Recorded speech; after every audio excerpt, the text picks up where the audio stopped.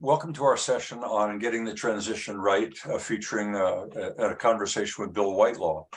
Bill, I'm going to let you introduce yourself and give people the extraordinary background because I know how humble you are. But before we start, let me give you a little bit of background into how I got to know Bill. And it was associated with discussions around the energy transition some years ago. At that time, it wasn't as volatile and as mainstream as it is now. It was extremely insightful, even at that time in particular. But more recently, Bill wrote an article for Troy Media, again on the theme of getting the energy transition right and the consequences of getting it wrong. That led me to do some background reading to get ready for today. And I'm going to read you the highlights of the BP Energy Outlook for 2023. I think it captures well the current situation, and then I'll let Bill elaborate. So I'm going to read what ChatGPT generated as a summary of BP's extraordinary energy outlook for 2023. Here goes. The energy system is expected to undergo significant changes over the next 30 years, driven by the need to address the carbon budget and the challenge of decarbonization. Government support for the transition to low carbon energy sources and infrastructure has increased, but more support is needed globally. The disruption caused by the Russian-Ukraine war has increased the focus on energy security and sustainability, leading to a shift away from fossil fuels towards renewables and electrification.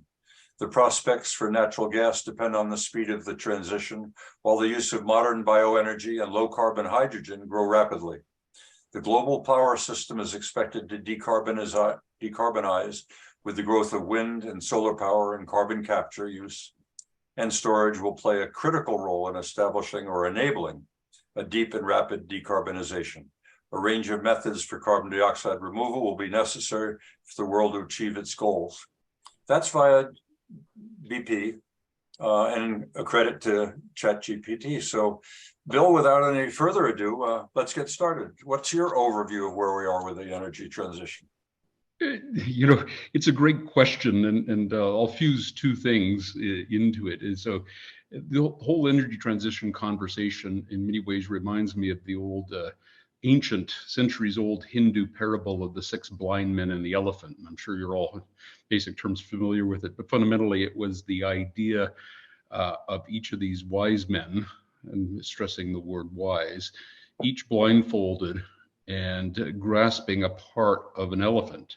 And they were all asked in various forms to describe whether it was a threat or whether it was of value to their village. And one was holding onto the tail, one was holding onto the trunk, one to an ear.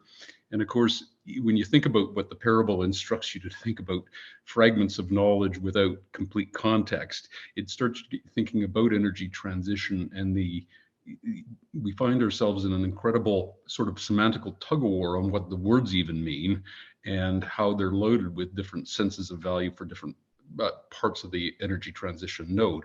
But so with that framing, a few years ago, just prior to the pandemic, I had the privilege to sit on a 7 generations drilling rig up in the Kakwa. And I was sitting there standing with the CEO on this spaceship-like thing that Citadel called Number 1. And it was so clean you could eat off the machinery. It racked its pipes automatically. It walked a few yards to the next hole after it had finished drilling a 7,000 meter well, and it had pushed down a thin tube of steel, a couple of kilometers, and then abruptly right and out 5 more kilometers and through a window target about the size of my computer screen. And I looked over, and there were 3 other on this 4-hectare pad, 3 other Citadel rigs all drilling. And I said to Pat Carlson, the CEO at the time, and I said, tell me, Pat, how we're drilling 36 wells, each between 6,000 and 7,500 meters off one single pad. And we're doing it in less than 3 months. And this thing is going to produce this value for show. Tell me how that's not energy transition. And it sparked a great conversation about how in our oil and gas context, but in all subsequent systems, the solar universe, the nuclear universe, wind universe, these systems have been transitioning because of driven by good economics, good environmental practice. And so the point I'm trying to make here, and hope to stimulate some conversation from the folks on the webinar, is that, or as Peter Trebzakian would say, energy systems have been transitioning since man inadvertently struck the two pieces of rock together and created a flame. And he'll tell a great story about how the global whaling industry was brought to an abrupt halt by the distillation of kerosene, in the 19th century. And so the point is, it's not new. But by treating it as something new and something to be feared, we're getting it all wrong relative to the way the system of systems should work in terms of public policy development, public discourse around how we do it, how we train young men and women to come into the system. I think if you're a reservoir engineer just graduating now, it's more exciting to be in oil and gas than it was when your dad was doing it 30 years ago, in terms of the cool things that you get to do. We do need to recognize that we're in an accelerated phase driven by environmental concerns, and that's different than has been before. But the underlying principles of ongoing change are timeless, right? But we're not treating them as if we've dealt with them before. We're treating them as something to be new and feared. So that's my overall view of it. So, but what's also different, Bill? I mean, you cited well the global economy, and you've made reference, of course, to technologies which continue to advance, and we're certainly well aware that decarbonization is underway and desirable. But there is a new force, and that's socio-demographic. I mean, the energy industry today is exposed. It's on a platform. It's on a world platform. It's just reported about every day. People who never knew what a platform was are all of a sudden feeling they've got something to say about the relevance or irrelevance or irreverence of the oil and gas industry to the world at large. How do you tell Greta Thunberg that, this is an industry that feeds you? This is an industry that heats you. This is your industry. This isn't industry's industry. It is doing what the world needs. And yet it's a new player. And that has brought politics into the game as more than just a regulator of how many pipelines we need or where they should go. The politicians got many, many players in the game today. It's extremely complex. Absolutely. And, I would like, in an Alberta context, to invite us to think about the agri-food system at the same time, because as a sector, it suffers from the very same trials and tribulations and travails as the oil and gas sector. And it's in large respect, it's due to the fact that in Western societies, we live in an energy entitled culture. We live in a food entitled culture, and we don't think too hard about where these things come from and how they got to us and the systems that work for us on a daily basis. And yet, even in oil and gas, and Eric and I have discussed this over the years, we're always behind the narrative 8-ball when we should be pushing out insights around the role energy plays in your day-to-day life. We ended up sort of adopting an economic hostage taking kind of narrative build is, if not for oil and gas in Canada, you wouldn't have this, this, and this. And people push away from that. People push away just like the same they push away from, when farmers speak like that or the big agribusiness firms speak like that. So we need a different way of doing discourse, right? We need a different way of helping Greta Thunberg. If you sat Greta down and you had an adult conversation with her, she wouldn't not acknowledge that these things are critical. But what she's trying to do is take a stand, I think, in order to be sure she's heard by an industry that hasn't been very good listening before, right? In terms of, and that's where we find ourselves. So much of this is about meaning and the way people make meaning around the things that are in part of their lives. And this is the point earlier about, creating, a different level of energy literacy and consciousness around what we get to do in our lives. So you talk about getting it right. I mean, if energy is what mankind relies on, not just for his economy, but for his living, this energy transition has, I don't even like to use the word broad, it's massive. To make an energy transition from something that the world has depended on to such a great extent, whether it was wood or coal in the past and oil and gas today, is a massive transition. And to expect that the social forces would be demanding that we go to net zero is that reasonable? Is it even feasible as it relates to energy? Well, two different questions with two different answers relative to feasibility and reasonability. Look at, it was important that somebody set a big, hairy, audacious goal, as they say in all the business books, a la Jim Collins, right? In terms of, do I think that we're going to be net zero by 2050? No. Will we be well along the journey toward there? Yes. And why is that happening? Because we see those socioeconomic and socio-technical forces moving against us. I prefer to think about it as, in putting an oil and gas lens on it, is how are we going to deal with what I call the conditions of combustion over the next 30 years, right?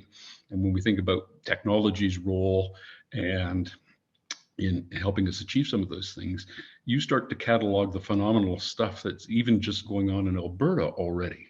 In terms of tech development, I would turn our attention to Alberta Innovate's Bitumen Beyond Combustion research program. It's phenomenal, right? Looking at, from a materials point of view, all of those molecules, come on down, graphene suits for everybody, right? When we think about some of the TIER program, which is Alberta's regulated carbon market legislation, and some of the phenomenal updates and upgrades to it that were just announced in the last few weeks, in terms of, investing in companies and pushing them at the same time. It's a really interesting carrot and a stick process. And we've been, Alberta was the first jurisdiction, Eric Newell knows this well, it was the first jurisdiction to start putting a levy on the cost of emissions and then turning around and pushing that money back into the innovation ecosystem. I sit on the Clean Resource Innovation Network Digital Technology Theme Committee. That organization has now got 4,000 members of companies big and small, from the CNQs and the Suncors all the way to the one-man shop with a strip of code that I'm gonna revolutionize the way we think about pneumatic devices and emissions management. And it's a phenomenal story, but the challenge is we haven't cataloged it effectively, and it's stitched it into a larger sort of constellation of things that the average person in the street can look at and say, wow, the same technology that drives my iPhone experience is driving my decarbonization life, right? That's really where we need to move the narrative to. So decarbonization zeroes in on oil and gas typically, but we know full well that the energy transition is involving other technologies, as we see the rise in the usage of solar, as we see wind power. And we're even having discussions of the relicensing of nuclear and the possibilities of fusion. Hydrogen as a spinoff of oil and gas. So there are other forms of energy emerging that are becoming quite relevant. Is it reasonable to expect, however, that renewables could displace oil and gas and you're going to get down to net zero? I mean, I recall, Eric, in the discussions we had on decarbonization, that the concept of net zero as a pathway is one thing, but to actually assume that we would have zero is, well, I'll let you take it from there. Yeah. Well, I think a lot of people are missing the fact that it's not just combustion products that come from petroleum. So there's all sorts of things. So we're still going to need petrochemicals. We're still going to need things like asphalt to pave our roads, et cetera, et cetera. But for me, the fundamental thing that's required here is to stop casting oil and gas as the villain in that. We've got to be a key part of the transition. In fact, if you get your head around it right, it's we also will finance a lot of that transition, and we'll create the paths, and they're kind of logical. So it's not. If we do it in a logical fashion, for example, we look at all the big coal-fired power countries in Asia and Africa and even in Europe, and is it really reasonable to expect those countries to go all the way from coal-fired power all the way to renewables with all its limitations? Why wouldn't we be developing, as we've done in past transitions? Why wouldn't we go first to natural gas? If we'd have produced all that LNG from BC and Alberta and put it into Asia. Right now, China in the next 5 to 10 years will add coal-fired power. It's no doubt they're adding it, and it's going to add 150 million tons a year of greenhouse gas emissions. The entire oil sands industry is only 75. If we'd have provided the LNG to enable them to do that power generation with LNG rather than coal, we'd literally save the world the equivalent of all the emissions from the oil sands industry. We seem to be locked in of setting up enemies, like oil and gas is against it, so anyhow, So I know you want me not to run off at the mouth so much, but I'm 78 now. So I think want to reminisce more than think, but certainly we need to be part of the solution, and we need to keep promoting that. And I think the hydrogen example, what we're doing in Alberta, is a fabulous example of what can be done. I love the fact, Bill, you raised bitumen beyond combustion, because that's repurposing the hydrocarbon molecule. We're going to have to do a lot of that. So you've reinforced the point of managing the transition rather than letting ideology push us to the extreme. And I think that there are probably few places in the world as central to this transition than Alberta. I mean, the good news story, and it should not be surprising to anybody, is that Alberta would be a leader because it's the one most dramatically affected. And particularly because it's not nationally owned, it's a private. Private players are massive here, but we're seeing that in Europe. The sanctions on Russia for waging war in Ukraine, along with the forecasts of continued economic growth post-COVID, have actually heightened the demand for energy. And if we're not ready, all that we have available is oil and gas as an established and existing system. And I think we're seeing the wake-up call in Europe. Well, and I think if I could sort of stitch together what you just said with what the many great threads that Eric laid out for us to tug on, but I want to go back to my 7 generations story and make a point about those 4 Citadel rigs from an energy transition and a decarbonization program. Is those rigs were 80% powered on gas out of the hole. Right. And so when you step back and you look at the emissions profile of drilling those 36 wells, and you do a life cycle analysis approach to saying, we've only got 1 4-hectare well pad here. All the related infrastructure and emissions associated with road build out and infrastructure and gathering system build out is minimized. And so it goes to the point that the Alberta government has got an active program going on right now connecting to Ukraine. And if you think about, to your point, and I've been involved in a number of seminars and webinars in the last number of weeks about how Alberta can help Ukraine get its energy infrastructure back and kicking into gear as soon as possible post-war. In the European context, the Ukraine actually has its number 2 behind in proven reserves in natural gas behind Norway, but when you look at total resource expectation, it eclipses Norway by an order of magnitude that is quite phenomenal. And so there's this opportunity. We get caught up in saying, well, we need to get our molecules to other markets and offshoring. But at the same time, our competencies, technical, regulatory, social, innovation competencies can go along with that. And that's what we're trying to push into because, when you deal with Ukraine, you're dealing from a long-term energy and security and stability of supply system. You're dealing with all of Europe, right?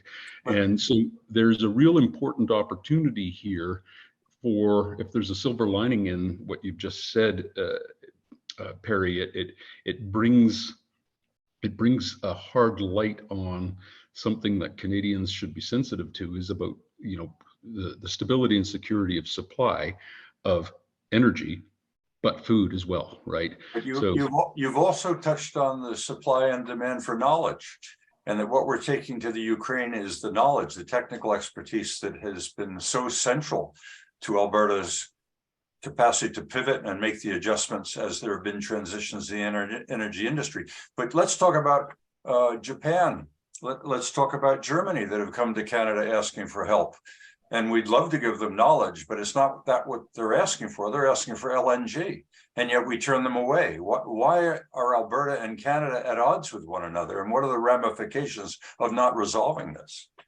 Look, we'll come to the politicization of all of this discussion in a few minutes, but I thought we just did. Okay. Well, I do want to make the point is that sometimes in how shall I say it, in a gas economy conversation, we decouple the hydrogen opportunity from and we treat them as almost separate sectors thing, and not as an integrated follow the molecule pathway, right?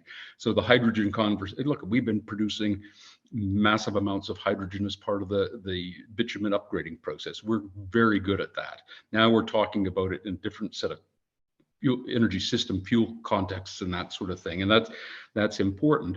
But what the Prime Minister federally and the cabinet have to understand is, the enormous economic opportunities that would follow from not only sending those molecules to Germany, and anybody who follows the German story, how they've been able to source all of their gas through some of their liquefaction facilities from global markets at a much higher expense than they would have paid from Canada. You're ignoring the potential for the huge trade opportunities, economic development opportunities that follow those molecules. And this is what stuns me a bit about the federal government, is that short-sightedness around that, making it a much more fulsome molecular conversation, competencies, molecules, and allyship in that sense. So, but they'd say you're being short-sighted. The sky is falling. It's not an ideology. It's climate change, and if we don't deal with it now, those will suffer in the future. So they're saying that we're the ones naive, that we're ignoring the fact that emissions are massive, and if we don't address them now, civilization is at risk. We've got an ideology pitted against pragmatism. Well, we're caught. Everybody on this call is caught in between the crossfire between two pretty severe polarized ideological poles of perception, right?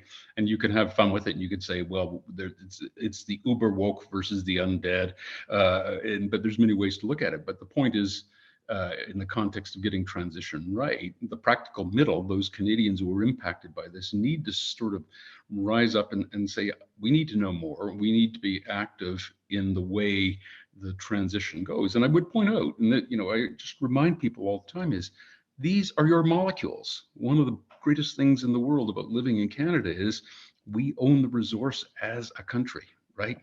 I always used to say to my kids, we live out in the country. We only own the first 6 inches. We own everything else with our neighbors, right? And that gives you a different responsibility to participate in the dialogues and the debates around ownership. When Eric was active in the industry, his companies, they were only granted the right to exploit those molecules through a complex system of paying, in effect, rent to Canadians to be able to do that. And, I sent all 3 of my kids to post-secondary schools at far less expense than if I'd lived in the United States. And I knew that was my molecules working for me, right? And so this is an important consideration when we think about the role civics plays in energy transition, and why we need to capture the hearts and minds of young men and women and equip them with those critical thinking skills to say, those are your molecules. They configure the way you're going to live, the way you're going to retire, the way you're going to get buried over time. And so the responsibilities of transition are enormous, but the economic opportunities associated with all the tech development innovation, also, it's probably the single largest collective economic opportunity. I wanted to tell you the group this story. So Pat Carlson, who launched 7 Generations, sold that for a big bundle of money, went on to his next company. It's a really interesting company called Queetno Energy. So what is Queetno Energy? Well, it drills for natural gas in the Duvernay and the Montney, and it's putting together power plants that it's going to generate power using its own natural gas at a less substantial price than the other utilities are paying for it. It's going to be selling that gas to the grid, and it's going to be using its own solar and wind arrays and on an intermittency basis to balance on a load leveling balance. So there's a company, it's an oil and gas company, it's also an energy transition company. You've got companies like Futura Energy, which is a spin-out of Razor Energy, a little junior gas producer. Futura is producing geothermal power and natural gas concurrently in a cogeneration environment, selling power to the grid. And I wanted to make this point because the relationship between the oil and gas sector and the electricity sector, we always sort of put them in two different buckets and not think about the connectivity, but it's blurring lines. And those blurring of the lines on decentralized power production and all the reshaping of the grid presents a huge economic opportunity for local communities. We all have been in Drayton Valley when there's a downturn in conventional oil and gas development. You know, if we load level through the changing nature of the grid, we won't see those shuttered shops in the little industrial parks on the outskirts of town and Fox Creek and all the other great little microeconomies of our province and the rest of Western Canada. But that's what energy transition properly managed with the right pathways on which everybody can agree on. And I'll make some observations about what those could be in a minute. But I think that's where all of a sudden, if we all got together and said, what's economically at stake here, we'd have a different set of lenses instead of asking what's politically at stake. Well, the politicians seem to want to put economic interests against, along with environmental interests and against energy, claiming that if you're not committed to the environment, if you are committed to the environment, you're not committed to energy, oil and gas specifically. And yet, well, they cited recently, Esso declared a $5.7 billion profit for the last quarter.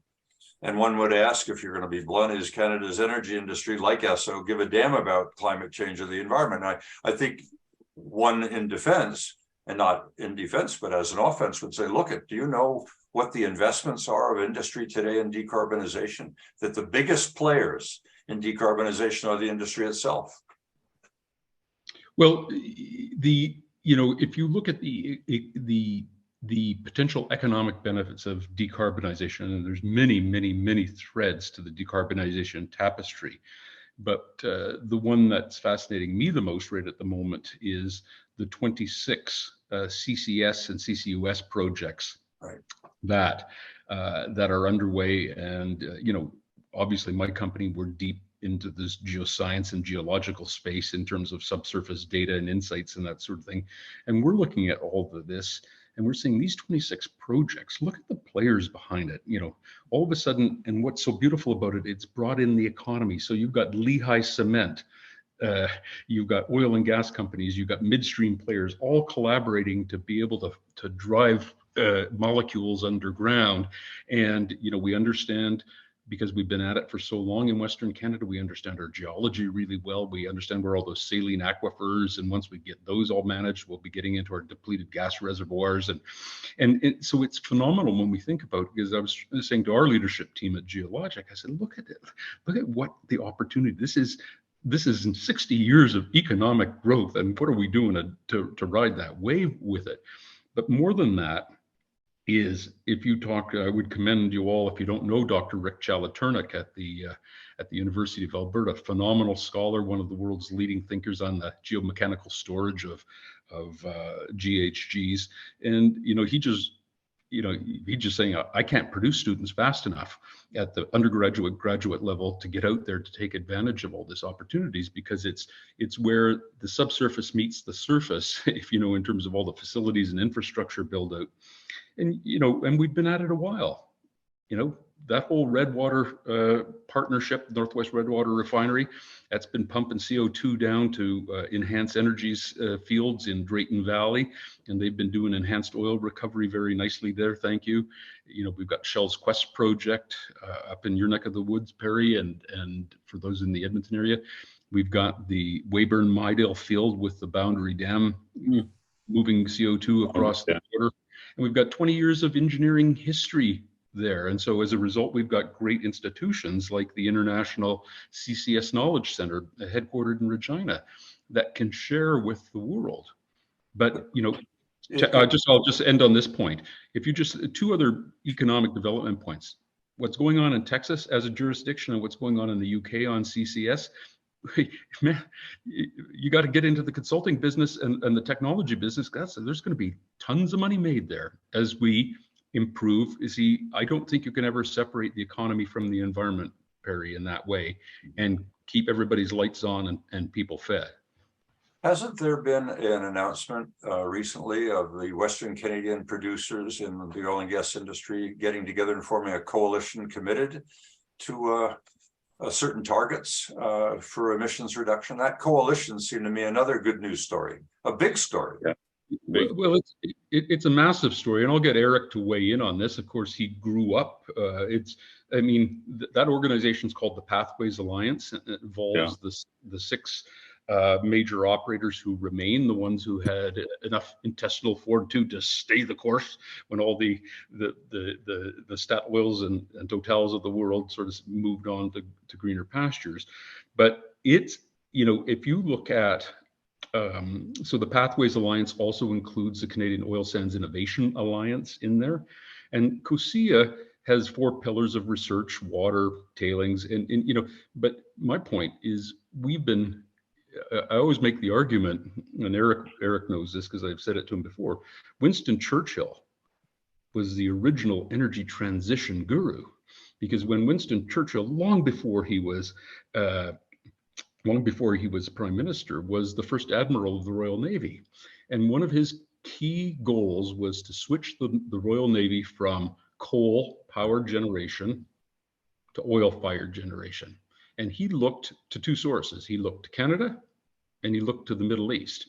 And he said, and if I could, you know, imitate him, I would do him service here. But his point was, the Royal Navy needs a secure and stable supply of hydrocarbons. And he was amazed at the research in those early days that had gone on into the magnitude of the resource available that Eric Newell came along and started to develop a few decades later, I should say, Eric. But so when you think about what COSIA and the Pathways Alliance, they're building on almost a century of research and innovation. You know, you take a look at the pictures of Bitumen back in the days where the original, and it was a coalition of federal and provincial government agencies acting in concert and collaborative nature with each other. And you know, you get the story. But the Pathways Alliance, you know, their foundational first product in terms of their net zero aspirations is a massive pipeline from Wood Buffalo down to the Cold Lake area, where the geology in the basal Cambrian sandstones is ideal for centuries of storage, right? Yeah. But the story is much bigger than that, because it brings into play all the research that's gone on. The oil sands industry has done phenomenal research into habitat vitality and research. So when you're building the big pipeline across, you know, the boreal forest, you understand, you know, about habitat health. You understand about water ecosystem health, all those things. Eric, weigh in on that, because I think, you know, I'm a big fan of it, and I think you are too. Yeah. Well, what I've been wanting to pick up on is there's a great opportunity in acting. Just get tired of everybody dialoguing and disagreeing and everything, and just taking the bull by the horns and doing something. That's a way I'm really looking at the carbon capture and storage and hydrogen. And, you know, we actually got projects now underway that are with trucking companies and busing companies, and we're just going to show the world that we can produce hydrogen. And it's blue hydrogen, but it's very environmentally superior. Another story is it's an Imperial Oil one, but when it came to developing Cold Lake, you know, we couldn't get the big mega project. That didn't stop us. You know, we started trucking the bitumen all the way from Cold Lake down to the States. In the end, Imperial Oil developed that whole resource. It took more years, but we just did it. Stop arguing about it and everything. And so that's often my voice to my advice to my own peers in the industry. And that's what the National Oil Sands Task Force was all about, that I spearheaded. It was just, let's stop talking. Let's just get down and do it. Identify what the barriers are, who needs to work them, and get rid of them. And boy, once we, and we never talk profits. We always talk the benefits in terms of jobs, royalties that support the social systems that we as Canadians have come to value so much. And I used to get asked, how did you get everything you asked for on the royalty and tax regime? I says, because it wasn't us asking, it was Canadians asking for it. Just start doing it. Look what the industry has done in methane reduction. We are leading the world, and yet nobody talking about it. But in the end, we'll have that laying out on the table for everybody. And I think the fact that Japan and South Korea is also there right now, and Germany coming to Canada asking us to develop our LNG, they're just thinking the way we should have been thinking all along. Is this is a global issue. Let's get on with it and solve it in a common sense thing, not draw national boundaries and try to reduce our 1.6% emissions, which we'll admit that phone, okay, which wouldn't make any difference to the world. But if we get out there and we deal with this global issue and just start taking some real positive action, we still got to talk and dialogue, but don't hold back. Just start doing something. So there's grounds to applaud the industry. I mean, Eric, it's one of the reasons I invite you here, because I think we often understate what industry is doing and the initiatives that industry has taken to address issues that are in the quote public interest. Yeah. But given what you've brought to the table and just articulated well, and Bill at the same time, shouldn't the federal government be celebrating? Shouldn't it be incentivizing? Shouldn't it be trying to take credit for some of the gains that our industry is taking that put us, or should be putting us internationally in a major role of advancing decarbonization? And yet we've got this schism. Yeah. And the word sovereignty comes to the fore. The schism, sorry, I'll weigh in, Eric, and then you build on. Go ahead, Bill. Yeah. I just want to, Eric said it very well, and I would point out Alberta has a very, very strong conventional heavy oil industry, right? So we all know on the call that bitumen is heavy oil, but heavy oil is not necessarily bitumen. We've got experience in a vast chemical spectrum of treating, of dealing, if you think about what's gone on from just a research and development technology improvement in the Lloydminster heavy oil belt, as an example. And so the point I would make in building to your answering your question is, if you look at the globe's reserves of heavy oil, just on the bitumen side of it, there are 22 countries in the world with commercially viable bitumen, onshore bitumen deposits, right? And so the federal government, up until a few years ago, and I was involved with the Canadian Heavy Oil Association for many years, it was paying to send our technical experts to go down and advise the Mexicans on thermal recovery technologies.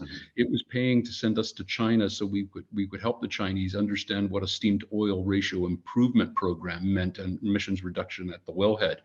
The federal government is underwriting the cost of a marvelous little pilot project down at Marwayne with a company called Accilaware and Broadview Energy, where they're using RF technology, which is not new in terms of heating the reservoir, but they've adapted it really nice in terms of the production well and the heating well, and no water, no emissions, and it's in effect upgrading within the reservoir. So, the federal government would do well to understand, again, from the competency point of view, and the competency in this case includes the folks who drill those wells, the folks who plan that process, who understand the subsurface dynamics, the regulatory context in which those things appear, the technology innovation, software and hardware that's all involved.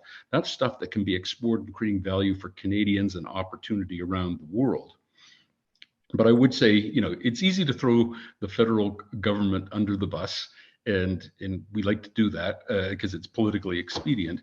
But I would say, you know, the CRIN program, the Clean Resource Innovation Network, which was built to be the network of networks, is federally funded, right? I'm working on a task force right now, which has got so many components to it on next generation jobs training and skills development for oil and gas workers. And, you know, it's all part of Petro LMI's conversion into careers in energy. And, you know, so the government's throwing millions and millions and millions of dollars in that. So what's political? But yet, Bill, I mean, maybe we blame the media. It appears that the media's portrait is that Alberta's political leaders are taking sides. That we're pandering to the extremes. On one side, we've got industry. The other side, we've got environmentalists, with the leaders on each side, one championing net zero, the other sparring off to go slow. Is the issue between East and West simply one of the pace of change? Yeah, I don't think it has to do with the pace of change. I think it has to do with two extremist politicians, both with their hair on fire. And, you know, when I talk to the senior bureaucrats at the federal level and at the provincial level, they just kind of, they shake their heads because there is so much going on that's positive and progressive, doesn't get out.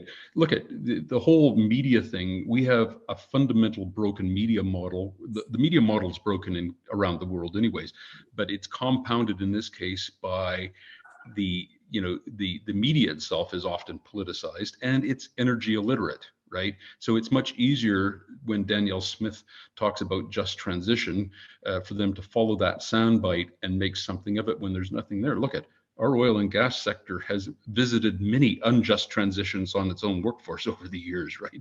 So it just becomes this point of ridiculous tensions, and people end up just being repelled by it and not getting active in the engagement on it. Well, our perspective on that's been shared many times in many of our webinars. Whether the media is broken or not, what's going on in the media is extraordinary competition. So many different sources, meaning they want eyeballs. And to get eyeballs, you present the extreme positions. So they like conflict, and if it isn't there, like what's his name said, if conflict doesn't exist, then make it. If it ain't broke, break it. Look, you know, in another lifetime, I'm an old newspaper publisher, and people used to say to me, well, you're only doing that to sell newspapers. And I said, and your point is, right, you know, but it's compounded because everybody's a media player now, right? To your point earlier about multiple platforms and multiple perspectives, but that's something that we got to disentangle. I wanted to put some, you know, important and shameless plugs out for other organizations that are out. So I'm an advisor to a great organization called the Energy Futures Lab. Mm-hmm. And at the Energy Futures Lab, it's a product of the Natural Step Canada and the Smart Prosperity Institute. It's predicated on a fellowship of 45 men and women who are superb professionals in their space. And we go to places like Hinton and Innisfil, and we do these traveling roadshows about defining their energy future. But our whole focus is around this notion of what we call future fit hydrocarbons. Mm-hmm. What are we going to combust? What are we not going to combust? The materials development, the conditions of combustion to Arctic. So it's out there, and what we talk a lot about at the EFL is the radical middle.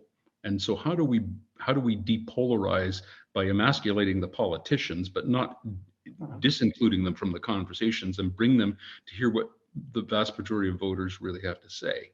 And in me telling you the story about the Energy Futures Lab, we'd be doing a major disservice to the energy transition conversation in Canada if we didn't reflect on the important role First Nations communities and Indigenous players. History will tell us the history is being rewritten about this. If you think about the major First Nations Major Projects Coalition, think just west of Edmonton there with the Cascade Power Project. It's phenomenal what's going on, and it's the single largest cohort of future employees, entrepreneurs, and innovators that we have available to us. And again, it's a story, we're getting it right in Canada. Not perfect, but we're getting it right. And it's a story that we can export.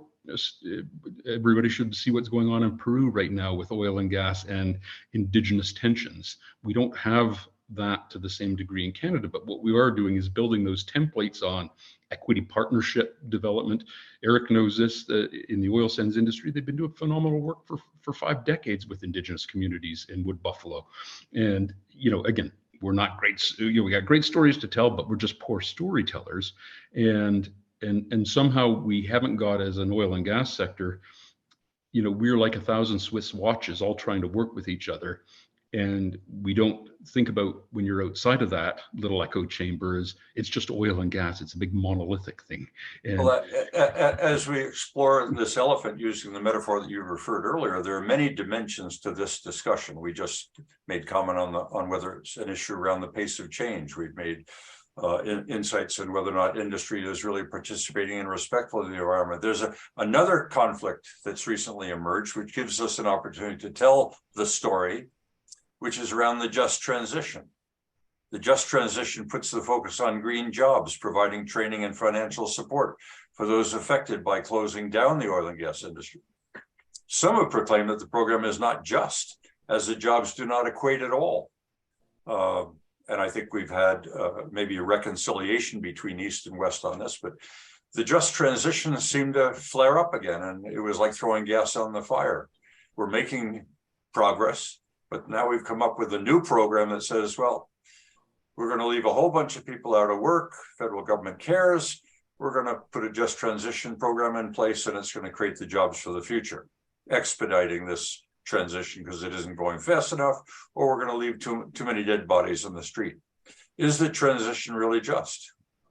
It's a great question, and it reminds me of the other question about I wonder who asked the first rhetorical question anyway, because it's a difficult one to answer. But what I'm surprised about is that the idea of a just transition seems to have been infused with completely an oil and gas energy conversation. Point of fact, the idea of just transition goes back to the American agri-food labor movement in the 1970s, right? In terms of, and it's been appropriated by many sectors where technology and other social forces are putting people out of work, right? But what I'm surprised in the Canadian context is, if you read the overall legislation document, it has the same as we were sort of what we're inferring in terms of its impact on oil and gas. It's having the same impact on Canadian mining at a critical time when we think about critical minerals and battery metals build out. It's having, Barry would know this, it's having a huge impact on agriculture and the changing. And I'm quite surprised that the sectors haven't sort of at that advocacy and lobbying level, gotten together and sort of said, oh, what's going on here? Because, but the federal government, at least from political level, uses that gap between our sectoral lack of communication to drive those wedges in, right? And, but the reality is, when I can point to a just transition that's been underway since the recovery, when commodity prices recovered in a post-pandemic world, and it's phenomenal. I can't tell you how many now geoscientists I know who are also now data scientists. I can't tell you how many reservoir engineers that I know that are now full stack Python developers, because nothing like a downturn to force you to adapt and change to new skills and new opportunities. And as these oil and gas companies are recovering and strengthening their balance sheets again, it's a phenomenal, I see transition every day. You just need to go and watch Kevin Krausert's Avatar Innovations program, and it's supported by Enbridge and TC Energy and Cenovus. And it's a whole, taking 300 young men and women, put them through a 12-week training program focused on decarbonization technologies, teaching them to be entrepreneurs and innovators.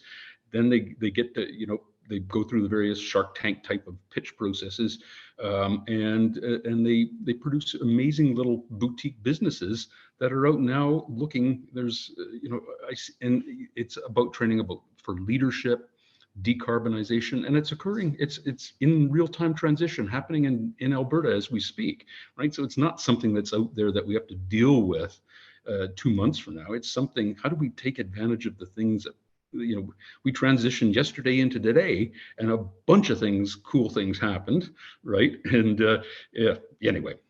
Okay, I've got a couple of cute questions here, and I feel good of the way they've been crafted. So, but I'm going to ask you to be abrupt. That is yes or no, and maybe a quick sentence or two to respond. So here's the first one. The Trudeau dynasty has been relentless in wanting to regulate, if not nationalize, Canada's oil and gas industry, as other socialized countries like Russia, Venezuela, Iran, and China. Care to comment? We had a state oil company before. We don't have one anymore. Good. Full stop. Second, the schisms between East and West in Canada, the environment versus energy, supply versus demand, regulate versus market, control versus freedom is not new or unique to Canada. Deep emotions are stirred, prompting talk of sovereignty. Is this just political posturing or just an appeal for dialogue?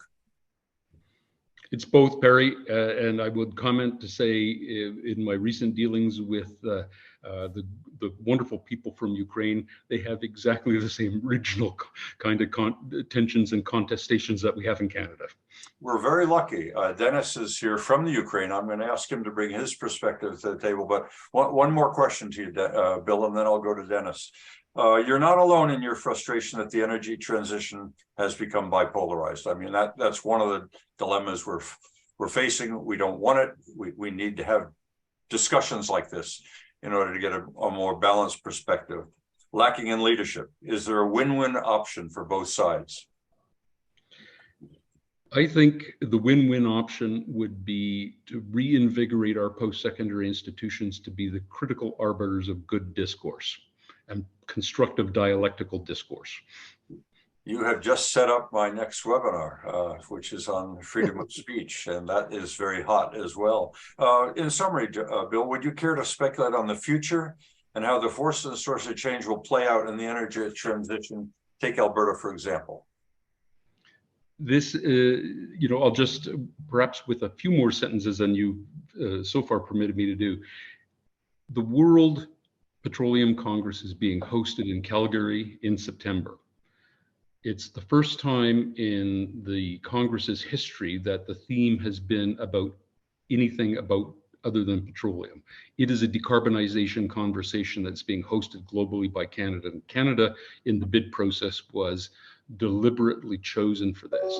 And I think back, Perry, if 15 years from now, if the same group of individuals gathered and we looked back at this and we tracked it from the Congress to that point in time, 15 years into the future, we would find what a phenomenal showcase of opportunity, talent, technology, sociology, anthropology, all of those ologies, and that really Alberta and Canada help set the tone for global change. Thank you, Bill. Greg, you want to introduce your buddy from the Ukraine? Dennis, welcome. We can't see, oh, there you are. Greg, why don't you pose a question? You know where Dennis is coming from, and we'd like to hear a little bit about what his perspective is shared from the Ukraine. Go ahead. Dennis is a brand new friend, just a matter of weeks. We attended Zulites. Two families came together, both from Ukraine. I was facilitating their visit and found out that this gentleman left Ukraine, Donetsk area, went through about 7 countries with his wife and 2 young children, wound up in Montreal, Canada, of all places, and found out there wasn't much of an energy sector there, and just wound up in Calgary very, very recently. Very smart man, great resume. I'll put it in the chat. And he might have some perspectives on energy transition from, let's call it Eastern Europe. He's done a lot of work in Russia, of all places, as well as Ukraine, and that was quite possible before the war. So welcome, Dennis. Again, welcome to Canada, and welcome to Calgary, and welcome to the KEI network. Thank you. Thank you very much. Hi to all. It's really great to be here today, and I heard a lot of interesting things that I should definitely should know, and like to know it now. Yes, exactly. I've been for the last 5 almost years. I've been in Donetsk, and I was working for a Russian company. It named Liquimoli. It's a representative of Liquimoli, and this company, the last 5 years, decided to build a new industrial company, an industrial department for themselves, and that's what I was doing. I was in charge of creating a new company, including HR, including business processes, and etc. And the main thing that I liked there, that we could really to the lives of other people by providing them excellent products and services. That was the main goal of mine, and it's now, and that's what I tried to, not just tried, that's what was my main activity with my employees that I had on that company. Yes, and as Greg said, definitely we're four of us. It's my wife and the two kids, 15 years old lady who is keen of Calgary, and I've never heard that she was saying she likes to go to school. It's very strange for me, and but I really like it. In Christmas time, she was saying that I really miss school, and it's pity that I can't go it now. And a young boy, he's just 4 years old, and trying to cope with the English language mostly, but he likes it. So that's me and my family. Well, welcome Nice to Alberta. The energy transition has been the topic of discussion today. Given what's going on in the Ukraine and issues of energy security, it would seem to me that Ukraine wouldn't give a damn about energy transition. It wants energy. Energy security would be the issue in the Ukraine. Am I right?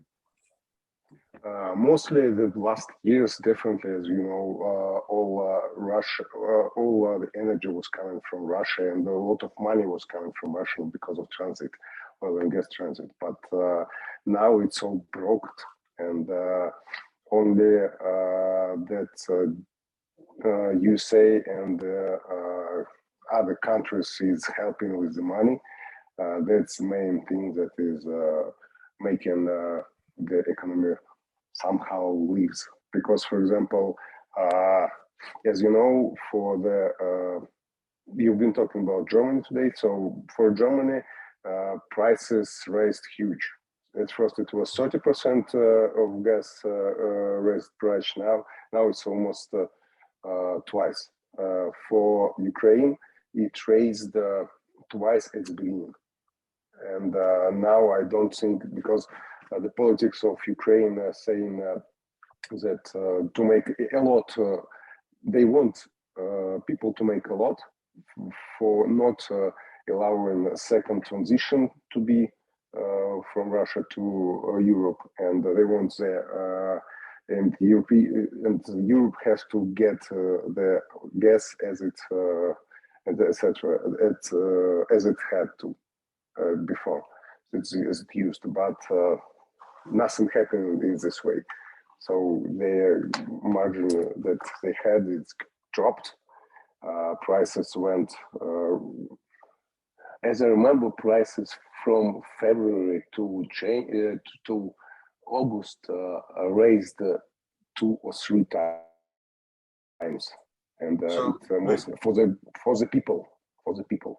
So the energy transition is vulnerable to shocks, Yeah. and what we've seen in the Russian invasion of the Ukraine, triggering this war, has clearly been one of the shocks that has affected the pace of change. Alberta certainly has expedited the role that Alberta can play in helping others that have been affected and need energy security. One of the banners, the badge of Alberta is it's here to help on either side to expedite decarbonization and or to fulfill the requirements that the energy for energy today in the short term. So Eric, you're a man of few words. Anything you want to share here as a reflection on Bill's comments, or any other comments? And I'm going to go around the room and see if others have an observation or comment to make. So Eric, you go first. You're muted right now, by the way. That's probably a good thing I was muted.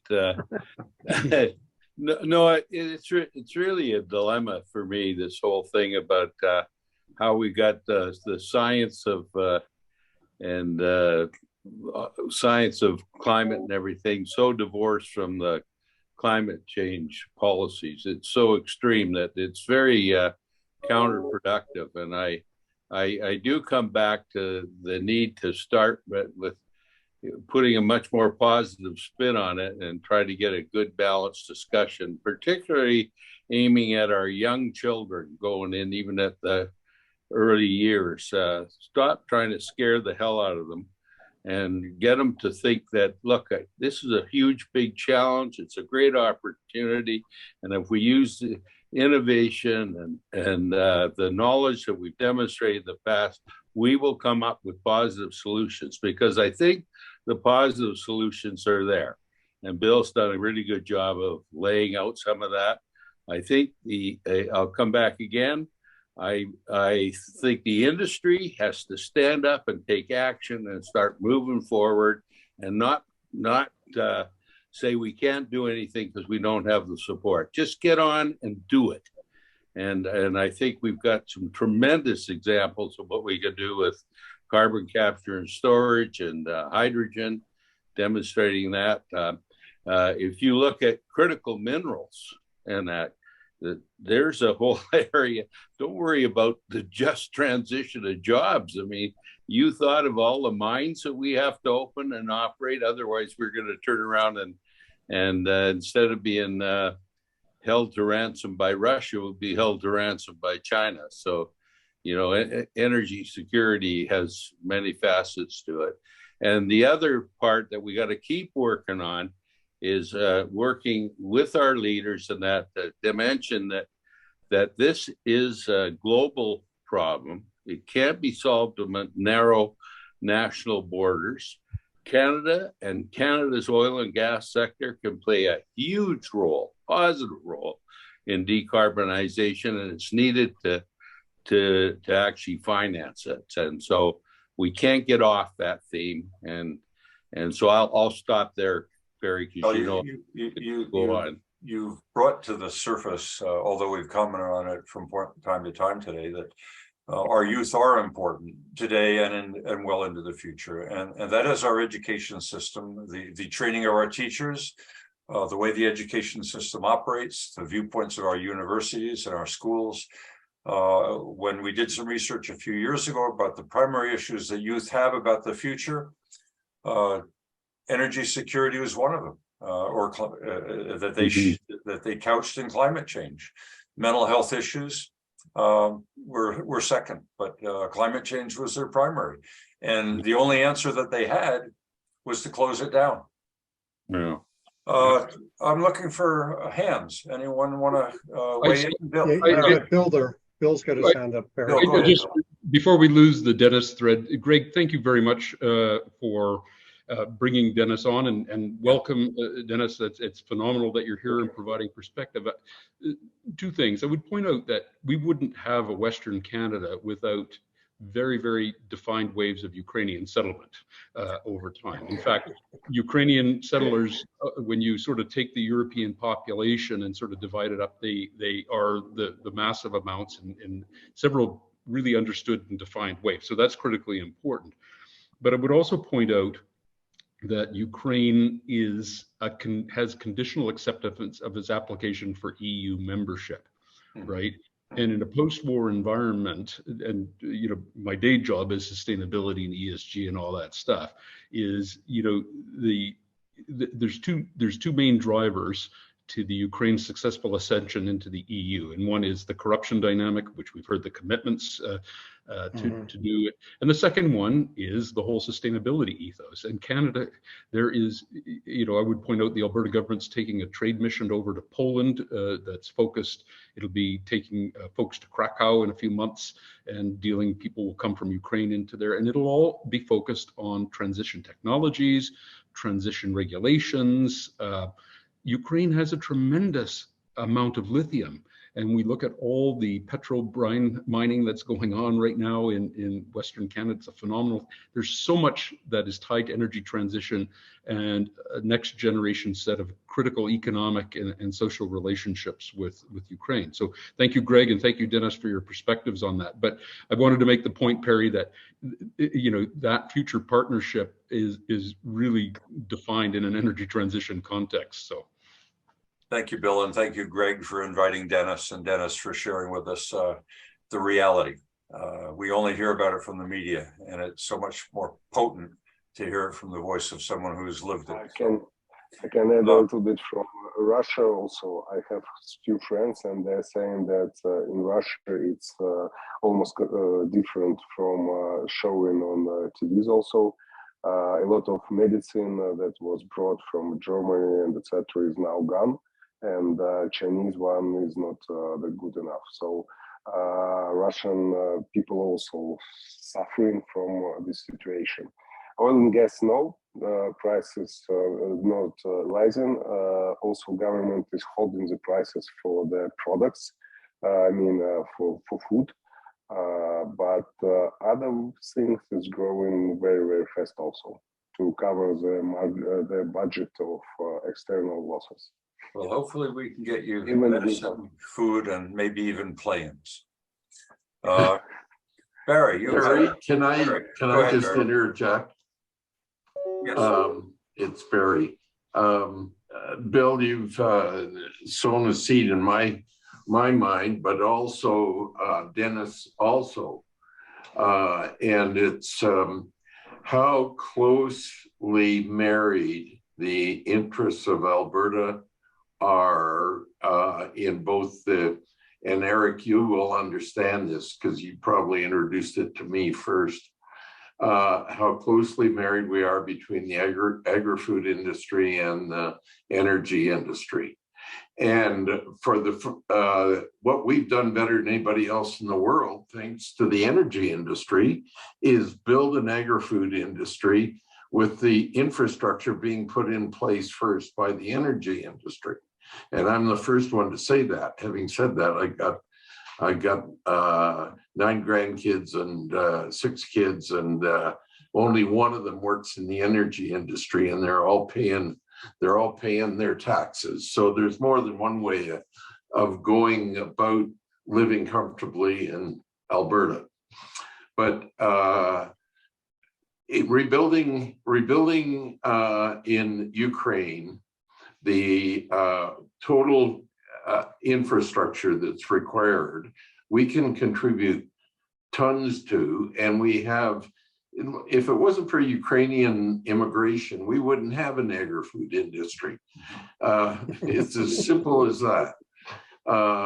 And so why don't we, as the group that's listening in here today, why don't we sort of dedicate ourselves to redevelopment efforts to the Ukraine? It will benefit our food industry because it's the shortages that are around the world are driving food out of the price range that most people can afford. And so, I mean, it's a win-win for Ukraine on energy, Ukraine on food, because Ukraine should be the breadbasket of Europe. And Alberta has a model that will work for you. So Dennis, I don't forget about the food industry when you're talking about the energy industry. But Bill, I really, Bill, was impressed with how the same issues that you're looking at from the energy perspective are the same in issues that we're looking at from the agri-food industry. With that, I'll shut up. Well, no, that's very well articulated. So up until 2 years ago, when the energy division of the company that I work for was sold, I also ran our agriculture and mining groups in the original parent company. So I'm still very active in the agri-food space. I chaired one of the innovation super clusters, the Smart Agri-Food Innovation Super Cluster. But to your point, I sit on a board of another organization called Ag for Life. And we're just announcing next week the formation of a strategic ag energy advisory committee, which will include people from Alberta Innovates, the water sector. And one of the big areas of focus will be on, look at, Western Canada, the Ukraine and Australia are the 3 big world's grain breadbaskets, right, in terms of production. And we don't think about it relative to where our grain goes, because we can feed ourselves as a nation, right? but there was when the shipments stopped coming out of Odessa of Ukrainian grain going into Africa, it was causing untold distress, right? And so there is, there is, Barry, to your point, there is a real opportunity for our two sectors to stand up, in a Canadian context and a global context, and say, hey, look at us as a jurisdiction. We're emissions technology between the water. I used to do a presentation called Fracking and Feedlots. Why aren't we smarter about water in Alberta, right? And to provoke the question around tech and innovation on water management and stewardship. So there are two sectors joined at the hip. Well, if energy security helps personalize the discussion, and it's very easy to do, food security certainly ranks very, very high in terms of the minds and the pocketbooks of individual Canadians. Perry, food security and energy security show up at the $12 head of romaine lettuce. Right. End of story, right? That's the reality. Yeah. Anyway. Well, I mean, as I've commented before, when I go to the supermarket and I go down the meat aisle, I go down the meat aisle for entertainment now. Okay, Ed, any comments, or Mel? Mel, you're on. Yeah, no real particular comments. I enjoyed your topic, Bill, very well, and I can say to Dennis, welcome to Canada. I think you definitely selected the right place to come, and you've got the background there from what Greg has said to help us out tremendously. Well, I was going to wrap it up with the comment. I'm not going to wrap it up just yet, but not just welcome to Canada, welcome to Alberta. I don't think I've ever felt so proud as what I've heard of some of the contributions that Alberta is making to the Ukraine, to making decarbonization, it would like to make to Germany and Japan and Korea as well, but there are other issues there. Yogi, I mean, you guys know I pick on you most because you're loquacious and bright and have no hair like me. I was waiting for Yogi's comments. He's okay. He's a great commentator. Thank you, gentlemen. A couple of different comments. Eric talked about how nobody appreciates the flaring and venting story and the improvement in GHG and the oil industry that we've made. I'm similarly baffled by that. The oil industry is vilified in so many places when in fact it has a great story in terms of its small environmental footprint. And Bill, you talked about innovation in energy and you gave some excellent examples. And again, two reactions to that. One is, gee, why are those almost a secret? And the other is, why do we need so many different government-funded organizations to work on all this stuff? Why don't the oil companies or other investors just take it upon themselves to do that? It's baffling. Maybe I'll just leave it at that. But those are great points, Yogi, and as you always do. I would point out that companies like Cenovus and Suncor have created investment funds. They have a little clean tech investment accelerator called Evoke between them. There's a lot of, if I could be permitted a bad geological metaphor, as I say to my geoscientists, I said, we have tremendous porosity around innovation and all of those things. We just, as an industry, we have shit permeability, and it's a crude metaphor, but it works relative to how those pores of knowledge and insight and technical, innovation. But, right now we talked about the Pathways Alliance. It's almost like there's a Montney versus a McMurray in terms of attention, right? In terms of the oil sands players aren't thinking about the gas guys and so what happens is that we have a choice as a sector to make. It's sort of united we stand or divided we fall. And I think, your questions go to that point about why aren't we telling the collective linked story more effectively? So.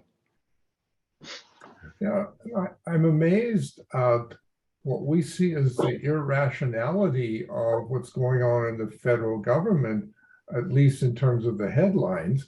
On the other hand, those are bright and capable people they must be after something that we can't see. I think Bill's made the point that that's not necessarily the position of the government as a whole. It might be the position of those that the media reports on, because they don't have the time or the money to spend in digging any deeper. And they give you that superficial position, which is extreme and tends to promote conflict and more news. Yeah. You know, Perry, I do have to jump, but if I could be permitted a last point to thread back to where we started. So, and Yogi knows this because he's always been an attendee. So I chair another industry organization called the Canadian Society for Evolving Energy. And up until about 6 months ago, we were known as the Canadian Society for Unconventional Resources. And before that, the Canadian Society for Unconventional Gas. And before that, the Canadian Coal Bed Methane Forum. So we were looking at technology and innovation and policy. And you know that story well, Yogi. And but as part of our change to evolving energy, and please note the active verb of all the industry organizations, we're the only ones with an active verb, evolving, as opposed to, just the noun choice.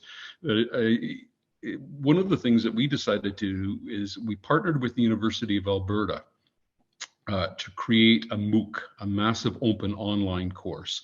And so many of you are probably aware of Indigenous Canada, the very successful University of Alberta offering.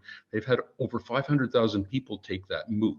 So ours is a sister MOOC to that. It's in partnership with the course provider Coursera.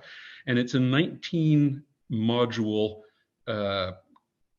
course called Energy Transition, How Will We Get There? And it poses the very question that you posed at the beginning, Perry, about how do we, as a system of systems, we have a phenomenal faculty by it.